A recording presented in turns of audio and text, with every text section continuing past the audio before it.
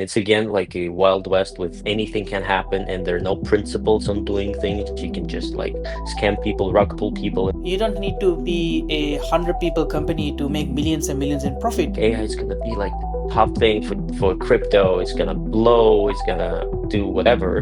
But it turned out it's gonna blow. It blew nothing. Instead of bringing the certain level of additional adoption to this market, Trump brought the unbelievable level of uncertainty. I can't say chaos, but the market isn't working as it used to work before. My answer is like, because if you're not optimistic, nobody's gonna be. I think the chances of becoming successful will be very, very little. Good day, everyone. It's Wesley, Head of Partnerships at SwapSpace, and today we're here with Sam. He's a professional recruiter, executive recruiter, and work in crypto, and he's going to be sharing with us a couple of insights, and it's going to be a fruitful talk. So, Sam, it's the point for you to present yourself, and we're going to be moving forward with it. Yeah, fantastic. First of all, thanks for inviting me to the podcast. Lovely to be here. Always love participating in this kind of industry stuff. So my name is Sam. I'm based in the UK. I run a company called Work in Crypto Global since 2019. We specializing in senior and leadership talent across product engineering, obviously operation and compliance, but more on the clients come to us for hiring specifically for salaries over 120 150k above salaries, all the way up to about 400k on the base salaries. So we've been around for quite some time. We work with tier one firms, including the likes of OKX, where we hire super senior roles for them. Equally, some of the fastest growing exchanges, for example, like Backpack Exchange is one of our client as well. We hire Rust engineers for them, and then also many other different stuff. So yeah, we've been around, hired fellow 500 people across the ecosystem, across globally, since we started, 80 plus projects.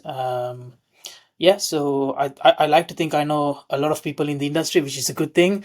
And yeah, so always happy to talk about what we see, because I engage, we as a team, we are 7 people right now. We as a team engage every day with people, right? Whether they're a candidate or a client, we talk to between 5 to 10 per person every single day. So what better person to understand what's happening in the market than me, in a way, right? So what you see right now in the market, what works best, and what's your kind of personal preference to work with? I mean, for us, working crypto will always be a very tight boutique style firm. Maximum probably we will go up to about 20. I don't think, I mean, not 20 still, I think is too many. I think maximum maybe 15 people probably the max number, but I wouldn't expect that to be in the next year.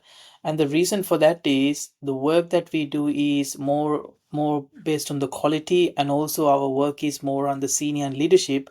We don't really take on any old job, and so we are very selective. And so so as a result of that, we want to keep it close, tight knit, and we work with the clients that appreciate the work that we do, and say no to the clients that who does not, right, and move on. So we are not in the business of getting as many business as we can, and then see which one we can fill.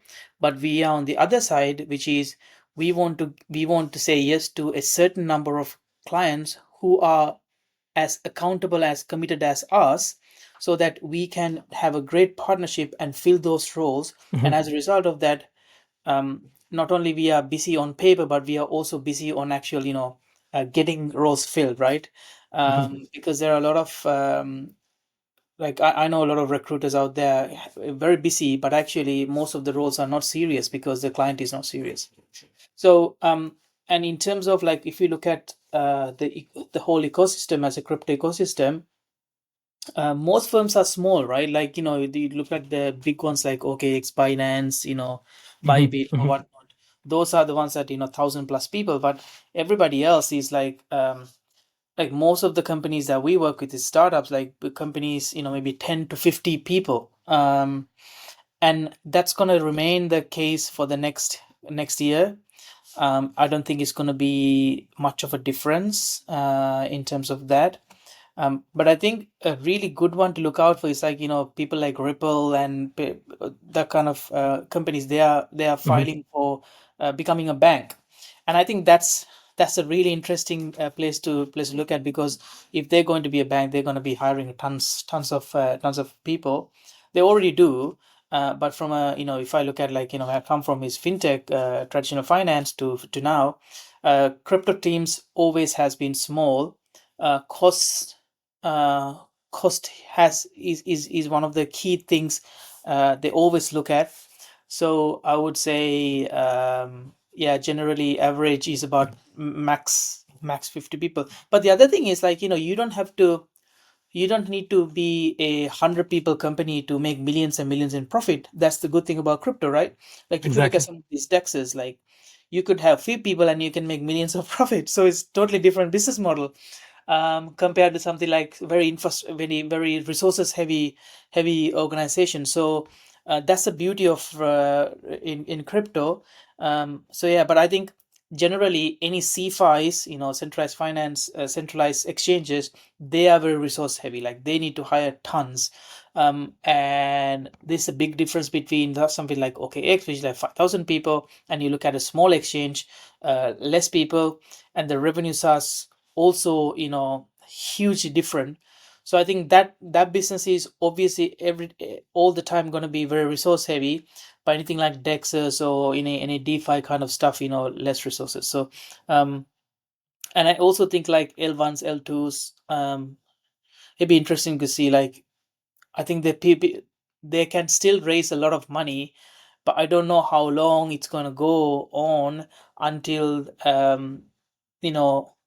retail investors realize that this is like, what does the L1 or L2 do, like, kind of a thing. So I think 2026 is going to be super exciting. Sam, and from your perspective, if we taking your experience with hiring especially executives, and I'm assuming very specific companies, of course targeting specific people, but maybe you can make an assumption, or based on your understanding, what will be the best trends in what was the trends in 2025 in terms of the hiring process, and as well as the companies who was hiring, because based on this we can make kind of a bit of projections in there. What you think? So hiring executives, actually I have a report coming out in about a week time that I talk about the what are the gonna be the trends in 2026 when it comes to C-suite. And while I was writing that, I realized is that in 2025, I think 2025 had more C-level jobs compared to 2024, and I think that's only gonna increase. That is fantastic, great news. And most of the times what happens in the crypto industry, because it's small, not as big as something like TradFi, most C-levels can find a job via their network, if their network is very, very good. Like, if you become a CEO normally knows somebody who's very good CEO or something like that. But that has been the trend until now, but that's changing a lot, partly because there are a lot of TradFi companies are coming into the space, and they want to hire, and they don't have a network, and they want to obviously do proper due diligence and headhunting to cover the entire market and find the right people. So that is changing as we speak. And so the times where people can still hire from their network, but I think that's changing because we now have very legit projects. Most people are happily employed, well paid or whatnot, so for them to move to somewhere else will be slightly difficult. So then as a result of that, they will be relying on executives, especially like us, to make sure they hire the C-level executives. What do you think the trend is right now, since we're in 2025, coming to 2026? Will most of the teams be already with open faces, with beautiful pictures, I don't know, on the websites, in pitch decks, and so on and so forth? Or still there's a bunch of and loads of companies who are willing to become or be more private out there? So from your experience, what do you think? Yeah, great question. So there is still a market for companies like Berachain, right? You don't know who's the founder. There's still a appetite for that, and I think that's to do with this meme culture, and doing the right great marketing does speak to this younger audience who believe in something. There is still a market, but I don't think that's going to be the trend going forward, because as we get a lot of regulations, as we get more experienced people coming into the space, what I see is that if you don't have accountability, i.e., you cannot show who you are, I think the chances of becoming successful will be very, very little. Like if you look at some of the biggest stories in crypto, those founders are the face of the company, right? Yeah. They are in media, they talk about their company, etc., and those are the biggest successes. Yes, you have anonymous companies, but if you compare that to the to others, the people that who already out there, I think that the success of the anonymous people is very, very little, right? So I think, but yeah, there's still going to be this meme culture driven DeFi, specifically for DeFi, not NFT. No one talk about it anymore. I think, but DeFi, there's still going to be a big following. Like if you look at X, previously Twitter, you can see that culture, right, happening in right before your eyes. Like and that's a totally different kind of market, different audience, different marketing strategy, different business development strategy, different audience, different group of people. Then you have more people called matured, because that's more for TradFi to crypto kind of a thing. There you have to have your face out there, otherwise there's no credibility. But I think in the DeFi side as well, it's catching up. We're here today with Konstantin from CryptoPay. Mate, floor is yours. Tell me more about yourself. Tell our listeners what you're up to. Hey everyone. Well, I guess introductions are in order. I'm Konstantin from CryptoPay. I'm currently holding a position of the head of support and a key accounts manager at CryptoPay. I'm basically professionally, in terms of if crypto is a profession, I'm professionally born and raised in CryptoPay. Started in support, continued, been head of support, and been working for CryptoPay for almost 9 years already. I think in a month is going to be like this. That's basically what I'm doing at CryptoPay in general. Highly focused on whatever's going on with customer experience and how people interact with the platform. Now, for the last few months, I'm more focused on the commercial side of the client communication as well. But still, you can get, if you start putting something of client experience in your DNA, you can get it out. So I'm still there, still trying to make things better. And fortunately, crypto space is a very ambiguous thing in terms of customer experience. You can find a lot of things there, good and bad examples, and this gives us a lot of work. So in that regard, I guess that's it. Exactly, Konstantin. I would love to talk about the 2026 state of the things from a business and payment perspectives in particular. What do you think basically will be growing in crypto payments and Web3 overall during this year, or maybe in next couple of?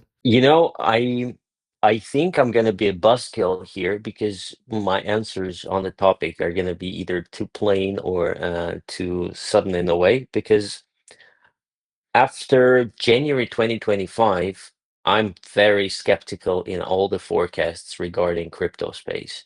Whatever current American administration did to the to the market, turned it in a way back to 2017. It's again like a Wild West with anything can happen, and there are no principles on doing things. You can just like scam people, rug pull people, and you can launch projects that have no meaning or no value whatsoever. At the same time, serious things like, I don't know, real world assets tokenization, that's definitely a thing that's definitely going to be happening in 2026, are very very hidden from the public eye, and people do not understand still what's the use of that. But I think that top three things that are going to be happening in 2026 for me, it's the regulation, the continue of the regulations, because 2025 we saw the United States regulation, the Genius Act, the 2025 is MICA regulation in Europe, and this year is going to happen like officially. So starting this summer, many European exchanges and platforms are going to have to comply with it, which is a very new thing and a very like contradictory direction for the European market in comparison to many other countries in the world, where they do not try to scrutinize and regulate it too much. So that's going to be happening, and this is going to cause like social disruptions and in general crypto disruptions, and because it's not exactly what crypto is about, isn't it? But it has to be regulated at the same time. Second thing, I guess, um, well, I've already mentioned it. It's real world assets. I think it's going to be continuing because the amount of capital that's been flowing in this industry, the amount of new startups, even applying for Combinator, that are in a way linked for with this, is growing. I'm not an expert, but to me, those are like the indicators of this being a little bit more serious than it was. For example, with AI being linked uh, with crypto, because 2025, many people were saying like AI is gonna be like the top thing for crypto. It's gonna blow. It's gonna do whatever. But it turned out it's gonna blow. It did blew. It blew nothing. Nothing actually happened. I guess a lot of people earned a lot of money. Some kind of projects turned out to be good, but in general, wouldn't you agree that AI with crypto didn't work the way everyone would be expected to? So yeah. Exactly. Konstantin, quick question to you. We touched base on the hot topics. Let's think about the topics that are not so hot or kind of cooling down out there. Maybe you can also share with me predictions, like what's going to be not so hot, or like the demand on this cases and scenarios going to be decreasing.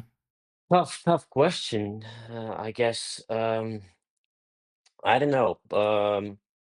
I think the major thing that's going to be happening, and that's again, call me like an old grumpy guy who's continuing on the same topic, but the change in the attitude towards the market that happened in 2025 because of the Trump token, meme coins, and all this crap that was going on in general, which has nothing to do with technology. It just has a lot to do with gambling, nothing with technology. I think that's going to cause a lot of things go down, because lay people, if you allow me to use this term, like people who are not in the industry, people who are looking at it and they see one news topic about crypto a week or a month in their TV, whenever Bitcoin hits an all-time low or whenever it hits an all-time high. This type of people, and at the same time they become more skeptical because they see like Trump launched a token and it fell down. A lot of stupid stuff happening, clown token happening, like crazy stuff, like people doing nonsense to get nothing.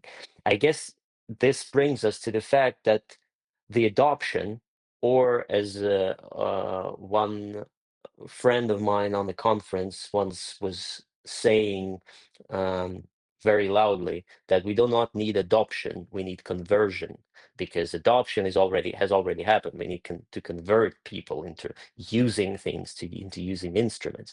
I guess this is going to slow things down, because no matter how we regulate or governments regulate stable coins and crypto space in general, in the States, in the European segment, in the CIS region, it doesn't matter.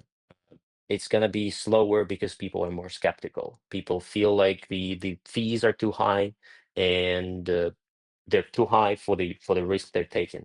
So this is the thing that's gonna happen for me. If that answers your question, I guess. From my information, from the insiders, I won't give you names, but the CryptoPay, you actually close the direction of the crypto wallets. You end up just with the B2B side of things, which is processing. And the information that I actually received is that this is happening not because of this direction is like super bad, not profitable, and so on, just because of the B2B side is bombing basically for you.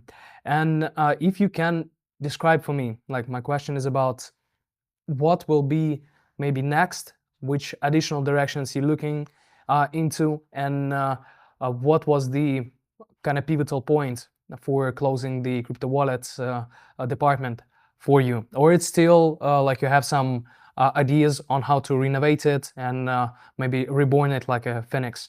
I'm not sure I'm the person who can give this kind of forecast in terms of the B2C kind of part of the business and it growing back. I think the retail part of CryptoPay is in my veins because that's where I started. That's where I got one of the best colleagues one could ever imagine that I had in CryptoPay. The best ones I had, and one of the best ones you can even imagine.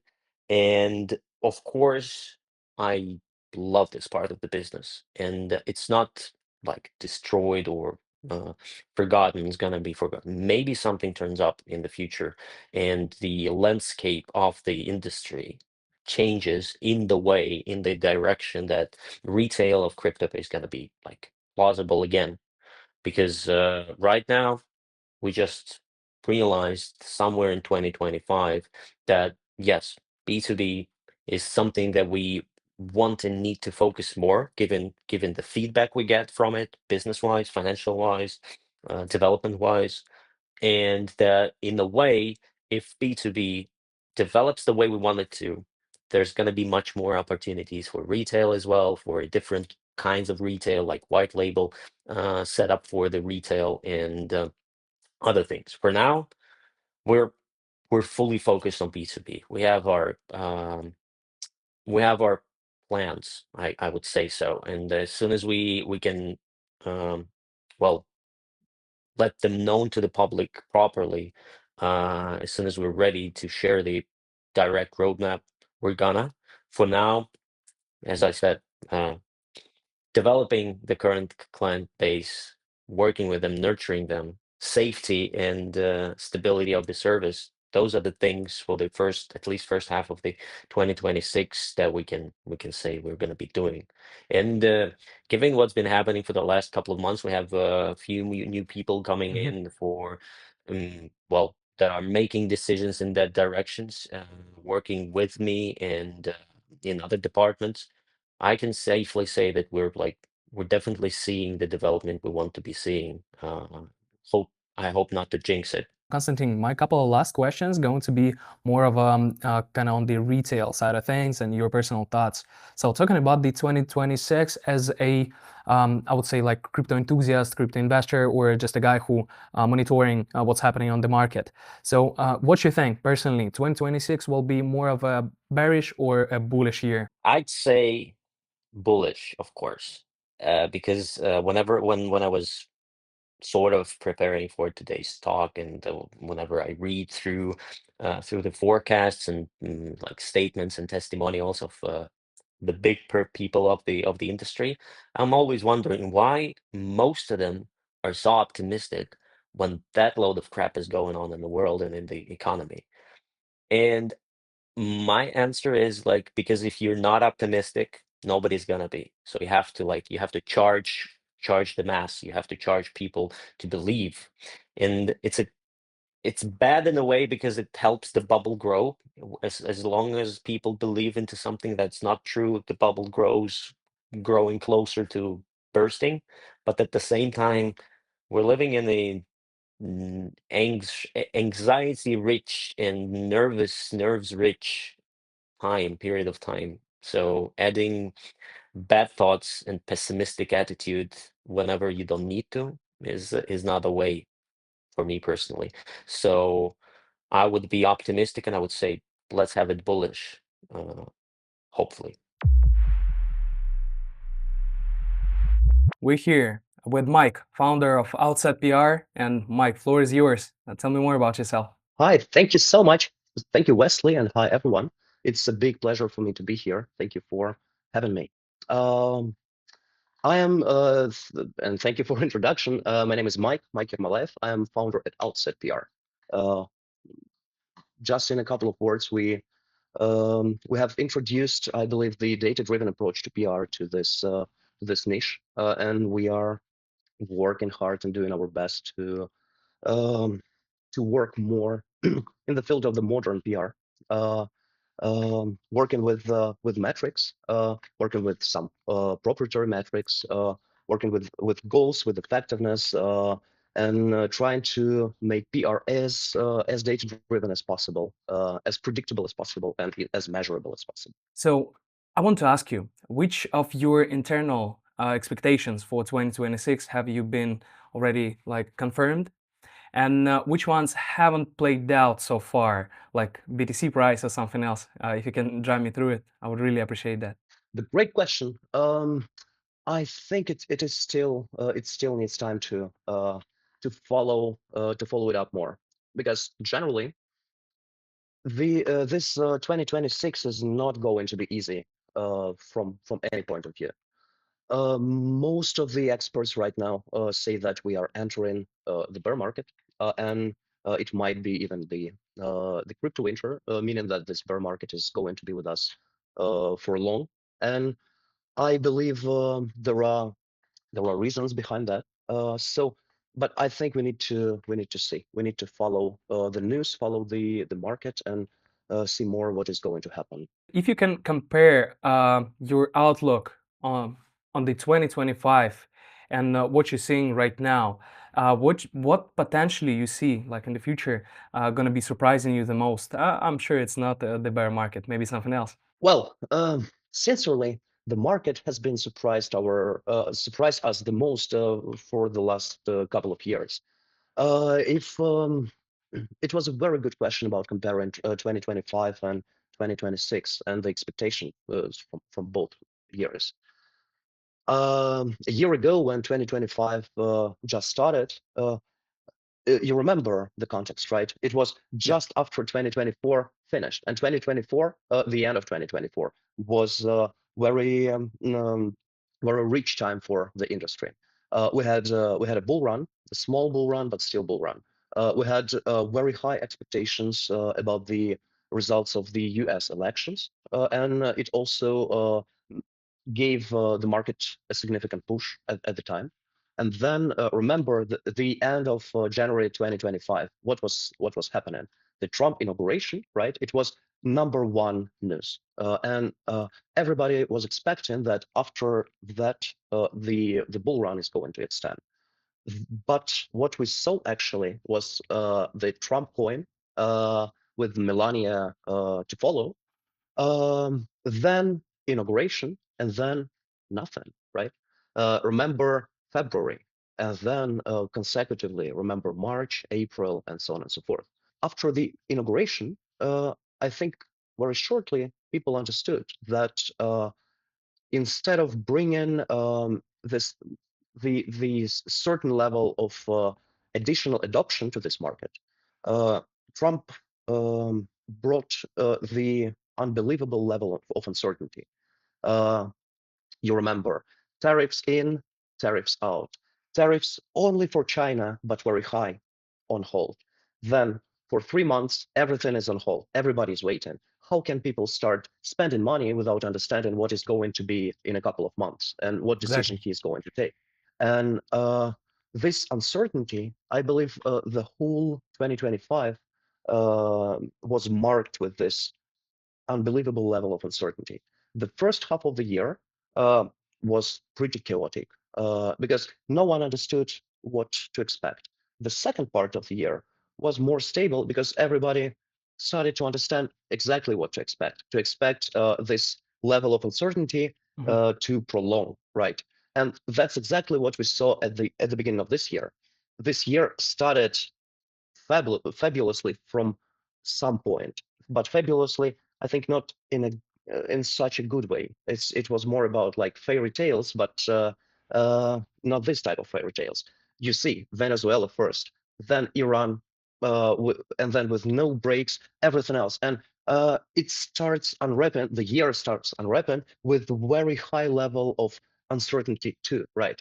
And right now, that's why right now I believe it is very difficult to predict what exactly is going to happen and what is going to happen with the market. Yes, bear market seem to be very likely in this case, but no one understands what to expect. And I believe we are going to speak about this a bit later. But for me, as a PR person, one of the most significant signals of this changes at the market and of this, I can't say chaos, but the market isn't working as it used to work before, right? With the cycles, with out-season following the Bitcoin moves, and so on and so forth. This mechanism kind of broke about 2 years ago with the massive inflow of institutional investors to the sphere. But right now, it isn't working properly.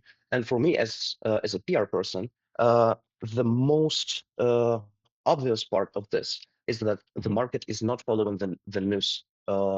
And I believe we're going to speak about this more. But for me, it's probably the most important signal that I see. Regarding what you mentioned, so where in general, like the Web3 or blockchain media actually heading, given the traditional media is going through kind of hard times, so we like changing a lot. I think the most who's reading those articles and so on and so forth is basically ChatGPT or something similar to this, and it feels like many people have simply played out the media game.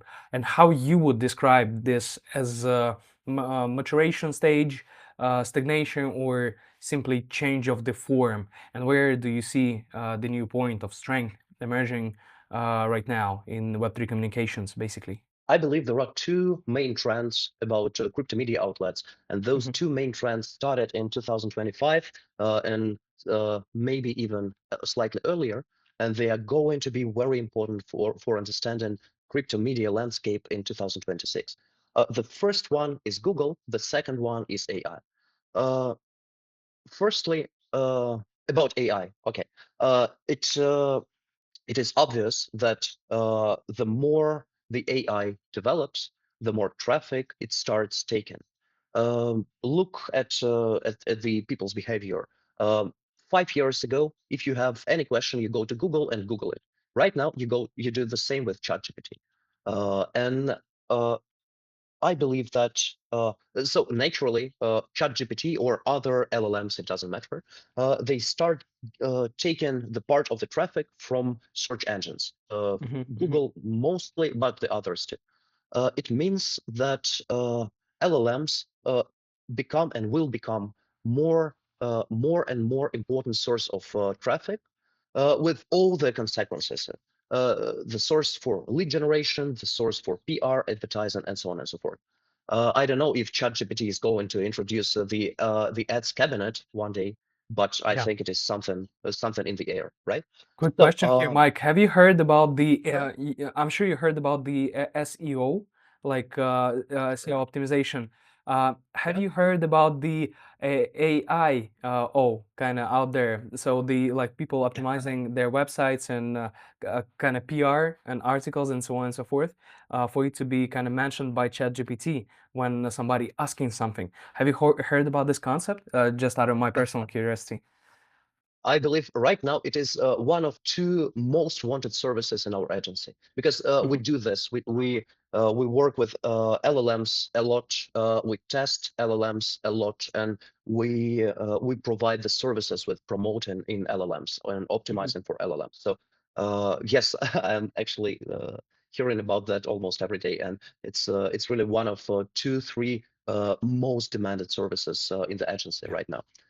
So yes, but back to the topic. Imagine Sure.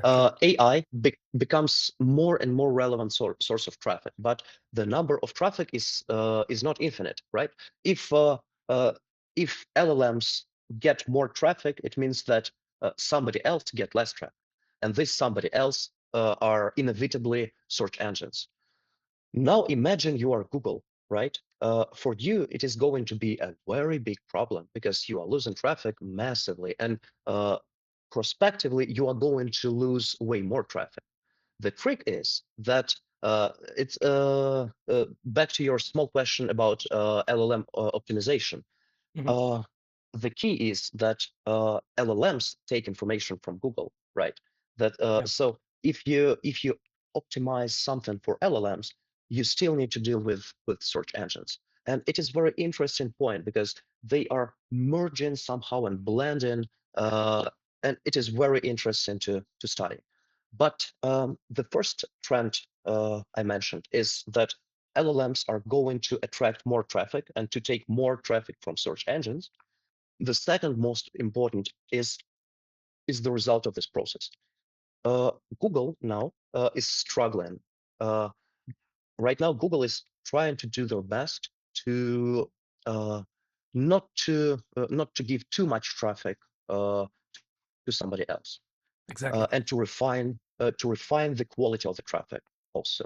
Um, I think it is not a secret information that, like before, Google rolled out its major updates twice a year, but for the whole last year they did that every month, and it's kind of the problem for everybody because Google does something and Google never tells people what has been done.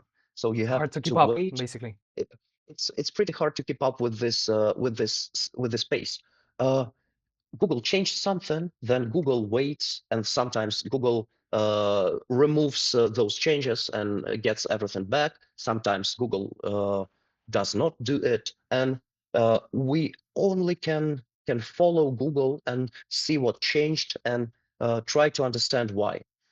Uh, right now, I can say that for the whole last year, and this process is on the go, Google is redefining crypto media space, and it is a very serious and big process. Uh, I think the most notable part of this was the indexation of Cointelegraph. I think everybody knows about this, and it Yeah. is a very big topic. But imagine it's the leader of the market, and Google sent very clear signal that for Google there is no difference between leaders of the market or very small media outlets. Everybody is going to play by the same rules or get punished, right? And this situation with Cointelegraph is very big, but it is not only a situation of this kind, because before that we saw the same things with a number of media outlets, and after that we also Cointelegraph was not the last example of such things. Uh, Google has been redefining crypto media space. It means that some tier 3 media outlets are going to get more traffic right now and are going to start playing leading positions. Cointelegraph is down, and at some point, for some competitors, it means that there is a vacant seat, right? And the big old media outlets like Being Crypto or AMB Crypto, they are aiming to take this position and to be leaders of the market along with CoinDesk, who also experiences difficulties. And the seat has also been kind of shaken after Bullish purchased the alpha. At the same time, some newly created media outlets emerged too. And right now, there is the media market is pretty chaotic. And Google is still being very active in this sphere. Media outlets are trying to find the ways to survive and to develop in this situation. And I believe that right now it is a very important time to follow media outlets, to learn more about crypto media landscape, to understand it more, to try to predict it. Because in 6 months, in 12 months, in 18 months, the situation is going to change, and I believe at some point it is going to change significantly. In 2 years, you will be paying for ads to the media outlets you haven't even heard about right now. And some media outlets you consider trusted, high quality, and like plenty of traffic, they are not going to exist in 2 years. It's not the first time we see this. I don't know what was before. My journey in crypto started in 2017, and since that moment, I saw. I think it's the third time I see Google redefining this space. The first time was in 2018, 2019. Then the changes started in 2021, and part of 2022, and now we have what we have, I believe, since the end of 2024. What do you recommend even people to like pay attention to right now? We touched base on the Google for sure, like the media outlets, and what else right now left for them to actually grab some insight? Is it like podcasts, Twitter, X account, research groups? I don't know, some Web3 leaders, serious projects, and anything that feels important, like outside of the outlets and the classical kind of data information slash knowledge gathering tools or channels. What you can recommend, what you personally use? Communities in general are the trend of 2025, and I believe in 2026 this trend is going to even grow. Let's get back to the same example of Cointelegraph. Cointelegraph was de-indexed, meaning that when you Google Cointelegraph, you don't see any results, but the site still exists, right? And if you check the changes in the traffic, specifically with the local branches of Cointelegraph, not the main one, you see that Cointelegraph still has a lot of traffic, but this traffic is direct traffic. That's because the outlet through the years gained a significant share of voice and gained a lot of audience who don't care about Google in this case, right? They just know that every morning they just open Cointelegraph, I don't know, like Cointelegraph Spain, for example, because they live in Argentina, and just scroll through the latest news. And you don't need Google for this. You don't need LLMs for this too. You just need to form this community. And I believe for media outlets in this situation, forming communities would mean surviving if they have any problems with traditional sources of traffic. And actually, media outlets understand this too. I spoke about that with a number of media outlets founders, and I see that they realize this problem in full. Like Cointelegraph situation was a very clear signal to all the industry, but even before this, like last spring, many founders of media outlets already understood the problem and already understood the ways to guarantee that the traffic will not vanish entirely after any potential issues with traditional sources. So I believe that's it. This community building is going to be important, and its role is going to grow.